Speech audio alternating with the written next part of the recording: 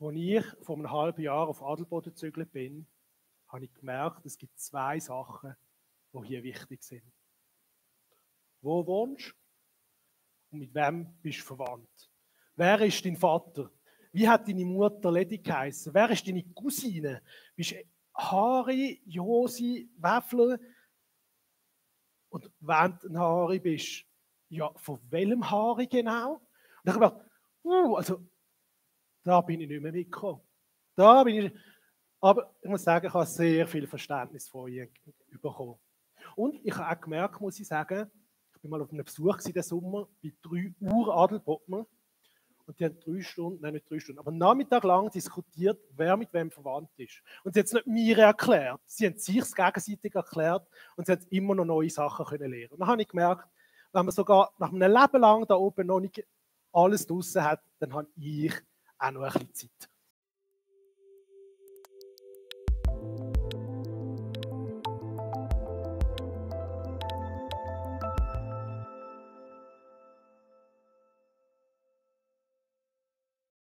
Aber heute geht es nicht um den Stammbaum vom Adelboden, sondern es geht darum, dass hinter jeder Person noch jemand dahinter steht. Wenn der Sohn eine schräge Stege baut, heisst es, ah ja, der Vater hat auch schon immer gepfuscht. Das ist so bei dieser Familie. Oder wenn der eine nicht so tut, wie er sollte, dann heisst es, ah, die Christen. Weil man genau eben weiss, wer wo dazugehört. Es ist nicht immer nur die eine Person für sich allein. Bei dem Spiel, das wir vorher gespielt haben, hat es eine Frage gehabt, die ich ganz spannend gefunden habe. Was würdest du machen, wenn du Bundesrat wärst? Was für ein Departement würdest du übernehmen? Und dann dachte ich, der Bundesrat, das wäre noch etwas. Da könntest du etwas verändern, da könntest du etwas machen. Wenn ich als Christoph sage, man müsste ein bisschen mehr investieren in die Entwicklungshilfe. Da gibt es ein paar von euch, die nicken, ein paar, die den Kopf schütteln. Und grundsätzlich verändert das nichts, das ist egal. Aber wenn ein Bundesrat sagt, man muss mehr machen für die Entwicklungshilfe, dann passiert etwas, dann verändert sich etwas. Und zwar nicht, weil er gescheiter ist wie ich, weil er, man hat es auch vom Reicher sein oder vom Schöner sein. Der Bundesrat muss nicht weder reich noch schön sein. Aber es geht nicht darum, wer das sagt, sondern der Einzige ist, weil sie Bundesrat sind. Es ist eben nicht nur die eine Person, die das sagt, sondern hinter dieser Person, hinter dem Bundesrat steht die ganze Schweiz. Es ist nicht eine Person alleine. Oder ein anderes Beispiel, ein bisschen mehr aus dem Alltag. Als Kind habe ich gerne gegamet. Und manchmal habe ich es ein bisschen übertrieben. Und ich habe gewusst, wenn ich den Vater frage, der sagt meistens ja, wenn ich einen Computer darf. Dann habe ich den Vater gefragt, du Vater, darf ich einen Computer? Und er hat gesagt, ja, weil er keine Lust gehabt hat zum Diskutieren. Und irgendwann ist die Mutter gekommen und hat gesagt, Christoph, jetzt bist du schon wieder am Computer. Dann habe ich gesagt, der Vater hat gesagt, ich darf.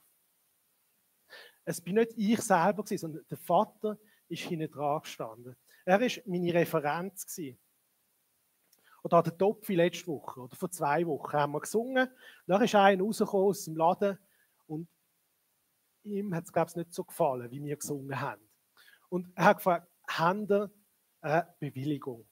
Wir haben eine Bewilligung gehabt und haben es ihm zeigen.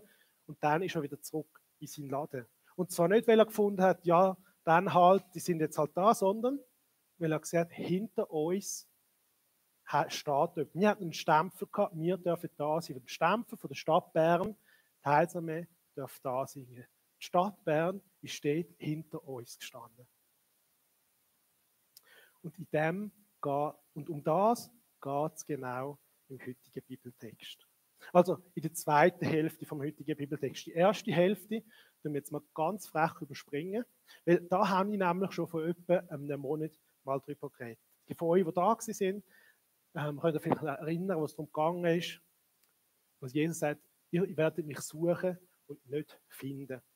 Die wollen, dürfen noch gerne mal noch das Video schauen online. Hilfe, Gott gibt keine Antwort, heißt das. Und darum tun wir da jetzt nicht mehr weiter drüber reden, sondern gehen gerade direkt im zweiten Teil hinein. Nämlich dort, wo Jesus mit den Jüngern redet. Mit den Pharisäern redet, Entschuldigung. Die Pharisäer fragen wieder einmal, wer bist du dann? Jesus erwiderte, ich bin der, als der ich mich immer bezeichnet habe. Ich hätte noch vieles über euch zu sagen und vieles zu verurteilen, aber ich sage der Welt nur das, was ich von dem gehört habe, der mich gesandt hat. Und der sagt die Wahrheit. Doch sie begriffen noch immer nicht, dass er mit ihnen über seinen Vater sprach. Also sagte Jesus, wenn ihr den Menschensohn am Kreuz erhöht habt, werdet ihr erkennen, dass ich es bin und dass ich nichts von mir selbst aus tue, sondern das sage, was der Vater mich gelehrt hat. Der mich gesandt hat, ist mit mir. Er hat mich nicht verlassen, denn ich tue immer, was ihm gefällt. Jesus ist wieder mal mit den Pharisäern am Diskutieren. Immer die gleichen Fragen, immer das gleiche Gestürm. Und wo sie ihn fragt, ja, wer bist du? Jetzt sag doch endlich mal, wer bist du? Sagt er nur, ach, ich bin der, wo ich bin. Oder andere Übersetzer sind sogar so übersetzen, dass sie sagen, dass Jesus ihnen eine Rückwärtsfrage stellt und sagt, wieso tue ich überhaupt noch mit euch reden? Also man merkt, Jesus ist ein bisschen angespannt. Jesus hat nicht immer Lust gehabt, über das gleiche Zeug zu diskutieren. Aber die Pharisäer haben gesagt, ja, du hast keine Referenz. Wir wissen nicht, wer hinter dir steht. Du bist nicht irgendwie bei einem Lehrer in der Schule. Du hast kein Studium gemacht. Du bist weder Pharisäer noch Sadduzäer noch sonst irgendetwas. Wir wissen nicht, was du für Referenz hast. Und Jesus sagt zwar nicht, wer seine Referenz ist, oder eben nur ein bisschen verschachtelt, ein bisschen versteckt, aber er sagt, ich habe eine Referenz. Und ich bin ganz klar nicht in meinem Auftrag unterwegs, sondern in dem Auftrag von dem, der mich geschickt hat. Ich hätte noch vieles über euch zu sagen und vieles zu verurteilen, aber ich sage der Welt nur das, was ich von dem gehört habe, der mich gesandt hat. Und er sagt die Wahrheit.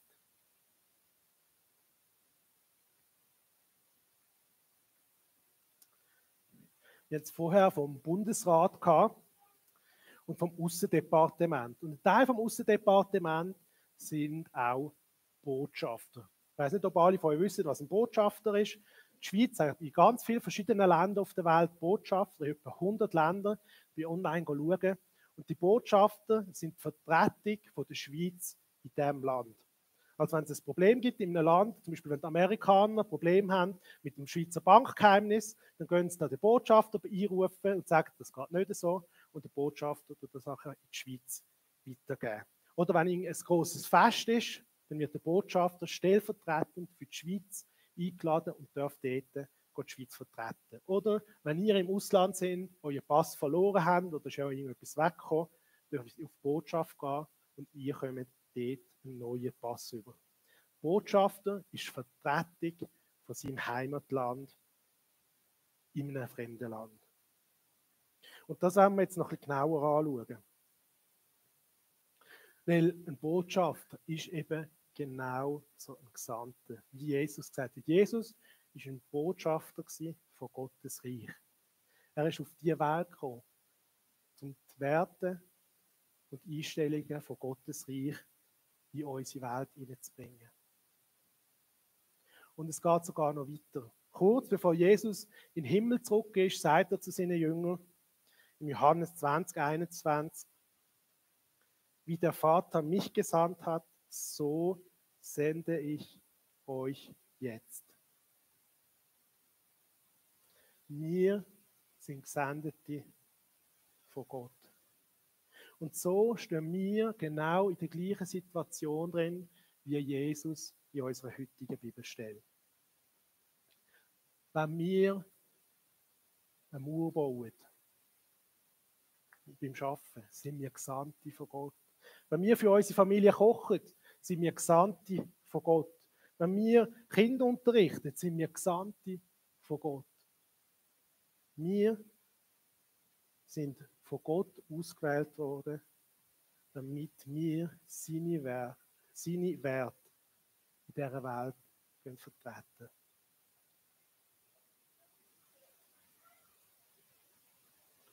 Und auch der Paulus sagt das noch. Wir sind Botschafter an Christi Stadt, den Gott ermahnt durch uns. So bitten wir nun an Christi Stadt, lasst euch versöhnen mit Gott. Und ich lade euch jetzt ein, den Begriff Reich Gottes mal ganz unchristlich zu verstehen. Ich denke, das ist ein Wort, das ihr schon alle mal gehört habt, von Reich Gottes, redet man immer wieder. Man hat das Gefühl, ja, das ist irgendwie so etwas Frommes. Und ich lade euch jetzt mal ein, das Wort Reich Gottes als ganz etwas Praktisches zu verstehen. Wie ein Land. Wir haben da die Schweiz, dann haben wir Deutschland und nebendran vorstellen, das ist ein anderes Land, Reich Gottes. Oder, um noch es ein bisschen anders zu sagen, vom Römischen Reich, haben das sicher alle schon gehört. Jetzt müssen wir rasch aufs Englische wechseln. United Kingdom, also das Vereinigte Königreich von England. Das ist ein United Kingdom, heißt das. Und nachher gibt es noch das Kingdom of God, eben Gottes Reich.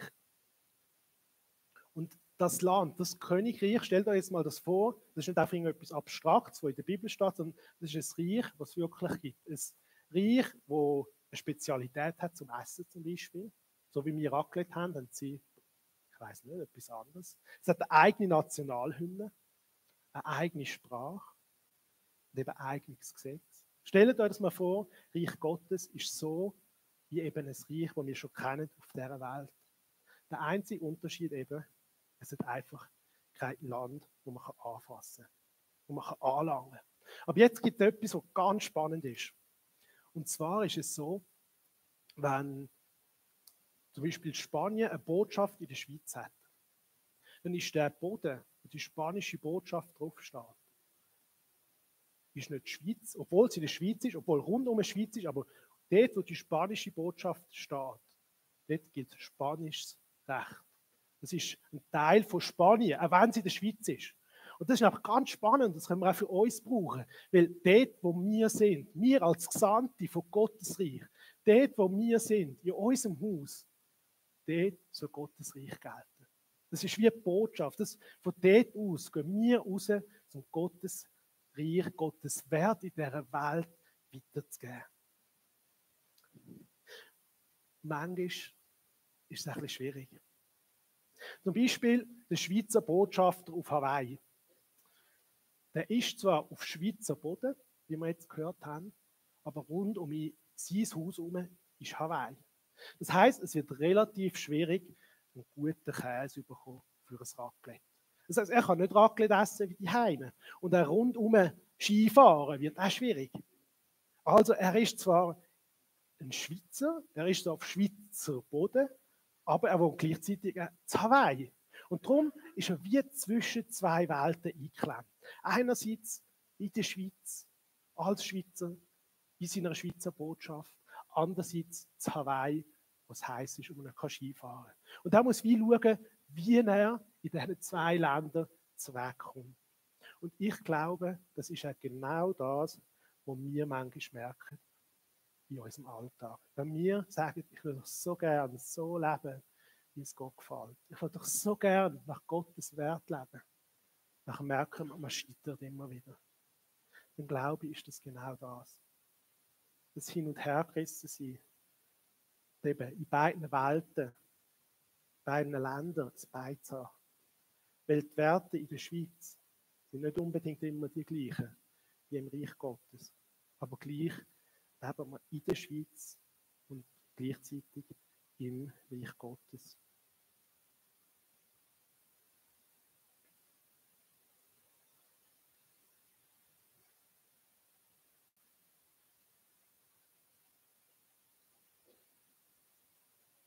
Jetzt wollte ich noch auf einen anderen Punkt eingehen. Und zwar, wenn Jesus sagt, ich hätte noch vieles über euch zu sagen und vieles zu verurteilen. Aber ich sage der Welt nur das, was ich von dem gehört habe, der mich gesandt hat. Jesus sieht, dass alles falsch läuft bei den Pharisäern. Er sieht, was man ändern müsste, was man besser machen müsste, wo man ansetzen müsste, dass es fürschen geht. Doch er sagt, ich tue noch jetzt nicht einfach eine Liste abpredigen, was alles falsch ist. Ich sage nur das, was wichtig ist. Ich sage nur das, was Gott, der mich gesendet hat, mir weitergegeben hat. Ja, aber wieso denn nicht? Wieso denn nicht?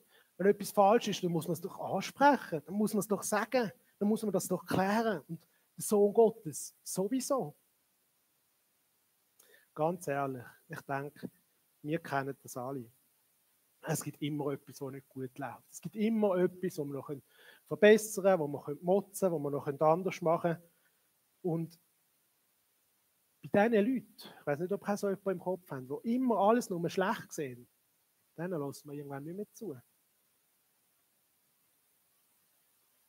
Und darum ist es vielleicht manchmal gescheit, zu filtern und ganz bewusst zu überlegen, was sage ich oder was ist das Wichtige. Ich möchte euch noch einen anderen Vergleich zeigen. Wir haben da vorne ein Bild, respektive eine weisse Folie. Wenn ich die jetzt euch zeige, ich weiß nicht, was das bei euch auslöst. Wahrscheinlich nicht allzu viel. Vielleicht gibt es ein paar Kreative, die irgendetwas sehen, ein paar Nebel oder vielleicht ein Red Shield sollte eigentlich nicht drauf sein, das habe ich nicht mehr weggebracht. Also ist eigentlich eine weisse Folie, das sagt euch nichts. Denke ich jetzt mal. Und wenn wir nichts sagen, wenn irgendetwas nicht gut läuft und wir sagen nichts und können es nicht ansprechen, dann kann der andere mit dem auch nichts anfangen. Ich bin manchmal so, ich bin eher introvertiert, ich denke, ja, die anderen sollen selber merken, wenn irgendetwas falsch ist. Aber wenn man nichts sagt, verändert es auch nichts. Das Gegenteil von dem ist, auf der nächsten Folie, wenn alles voll Text ist. Eben, wenn man nur am Reden ist. Wenn ich euch jetzt sage, was tut euch da inspirieren, dann würdet ihr alle anfangen zu lesen. Das wollte ich euch jetzt nicht zumuten. Und vielleicht hat es irgendeinen Vers, der nachher rauskommt, aber man wird wie überladen. Es ist wie zu viel. Wie hilfreich ist es doch manchmal, wenn man jemanden gegenüber hat, der filtern. Wenn ich euch das zeige, könnt ihr das lesen und ihr merkt, um das geht's. Der mich gesandt hat, ist immer mit mir. Er lässt mich nicht allein, denn ich tue alle Zeit, was ihm gefällt. Wenn man schweigt, verändert sich nichts. Wenn wir wie ein Bulldozer über alles drüber fahren, können wir die Leute mehr verletzen, wieder langfristig etwas zu verändern. Es hilft, wenn man klar und deutlich filtert und sagt, was wichtig ist. Und das ist eben auch die Aufgabe von einem Botschafter. Ja, und heute haben wir auch noch so einen Botschafter unter uns, also nicht einen Botschafter von der Schweiz, aber einen Bote, einen Postbote. Die Annemarie ist da und Böschler, finde ich, haben einfach mega meinen Respekt verdient. Bei jedem Wetter, egal was sie machen, ob es jetzt heiß ist, ob es Katzen hagelt, ob es die Straße zu ist von unten auf. Jeden Tag habe ich Post. Jeden Tag habe ich irgendetwas im Brief. Also nicht immer das, was ich will. Manchmal gibt es Rechnungen, das bringen sie mir auch. Aber die Böschler sind einfach immer unterwegs. Stellt euch mal vor, ihr kommt eine Postkarte über von eurer Tochter. Liebes Mami, mir gefällt es gut in Amerika. Ich bin viel herumgereist. Lieber Gruß, Vreni. Und jetzt, da stand noch mal etwas. Da schreibt Annemarie, ich war auch schon in Amerika. Es ist mega schön. Lieber Gruß, Annemarie. Er sagt, es geht doch nicht. Ein Böschler kann doch nicht einfach auf eine fremde Karte draufschreiben. Also, sie hat das nicht gemacht. Also, ich wollte ihr nichts unterstellen. Sie hat das nicht gemacht. Aber ein Böschler, der kann doch nicht einfach auf eine fremde Karte draufschreiben, was ihm auch noch gerade in den Sinn kommt. Und genau so ist es auch eben die Idee von einem Boten. Als Bote oder eben als Botschafter sollten wir das weiter sagen, was Gott uns sagt und nicht einfach, was uns gerade noch alles in den Sinn kommt. Das mit was Gott euch sagt, das ist immer ein bisschen schwierig. Wir wissen ja nicht, ist es jetzt von mir oder ist es von Gott? Aber eine Frage, die wir uns sicher immer stellen können, ist, würde Gott jetzt in dieser Situation etwas sagen? Oder was würde Gott? Oder wie würde Gott in dieser Situation jetzt etwas sagen?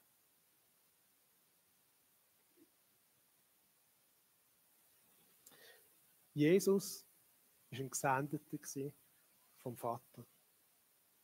Er hat so gelebt, wie es Gott wollen hat. Und er hat nur das gesagt, was ihm der Vater mitgegeben hat. Genau gleich wie Jesus sind auch wir Gesendete von Gott. Sind wir Botschafter von Gottes Reich. Und wie Jesus sind wir dazu aufgerufen, ein Leben zu leben, das Gott gefällt. Und eben auch nur das zu sagen, was er uns aufs Herz legt. Das Ziel von unserem Leben soll sein, dass wir mit Jesus zusammen sagen können, der mich gesandt hat, ist mit mir. Er lässt mich nicht allein, denn ich tue alle Zeit, was ihm gefällt. Amen.